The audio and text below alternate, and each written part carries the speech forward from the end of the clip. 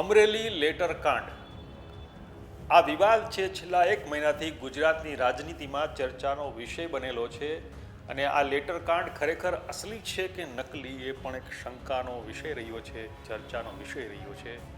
અને આ ચર્ચા વચ્ચે અવનવા ખુલાસાઓ થઈ રહ્યા છે, પણ હજી આ લેટર કાંડ પાછળ કોનો હાથ છે, આ લેટર કાંડ કોનો ખેલ પાડી દેવા રચવામાં આવ્યો છે, એવા અનેક સવાલો હજી એના જવાબો મળ્યા નથી.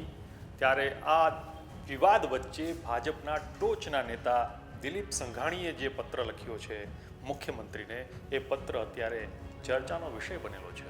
અને આ પત્રને વિપક્ષના નેતાઓ પણ ગંભીરતાથી લઈ રહ્યા છે. અને એવા જ કોંગ્રેસના એક નેતા પ્રતાપ દુધાતે પણ દિલીપ સંઘાણીના પત્રને લઈને એક મહત્વની વાત કરી છે.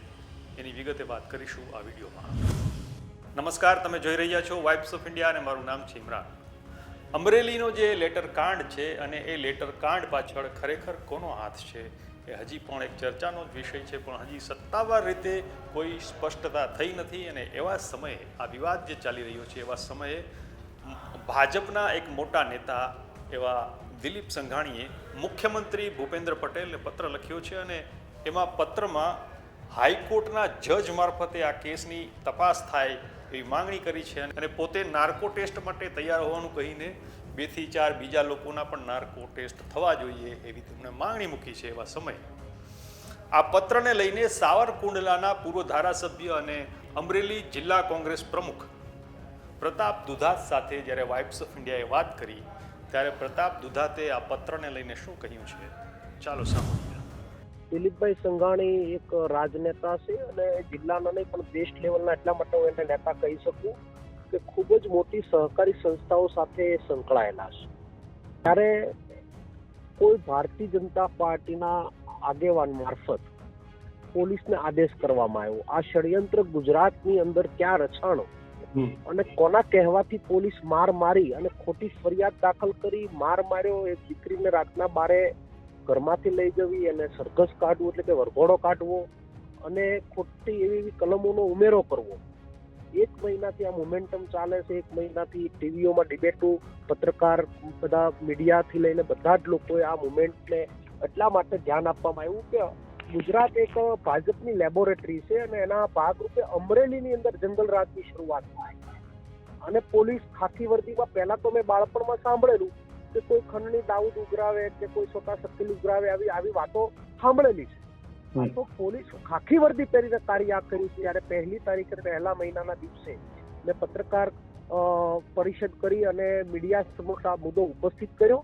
અને એમાં દિલીપભાઈ થી લઈને નારણભાઈ કાસડિયા, ભાઈ ડોક્ટર કાનાબાર, ગોપાલભાઈ છમાડી, ભાજપના બધા જ મહત્વના નેતાઓએ પણ અમને અમારી નારી સ્વાભિમાન મંચને સમર્થન આપ્યું. નાર્કો ટેસ્ટની એને એટલા માટે માંગ કરી છે કે દિલીપભાઈને ફસાવવામાં જે પ્લાનિંગ થયું તો કયા નેતાના કહેવાથી થયું એ બહાર આવવું ખૂબ જ જરૂરી છે. ખૂબ જ ગંભીર મામલો છે. આ મામલે અમે દિલીપભાઈને સમર્થન કરીએ છીએ. અને કૌશિક વેકરિયા ઉપર સીધી આંગળી જાય છે, કારણ કે એ ખનીજોના હપ્તા લેતા હતા, બુટલેગરોના હપ્તા લેતા હતા.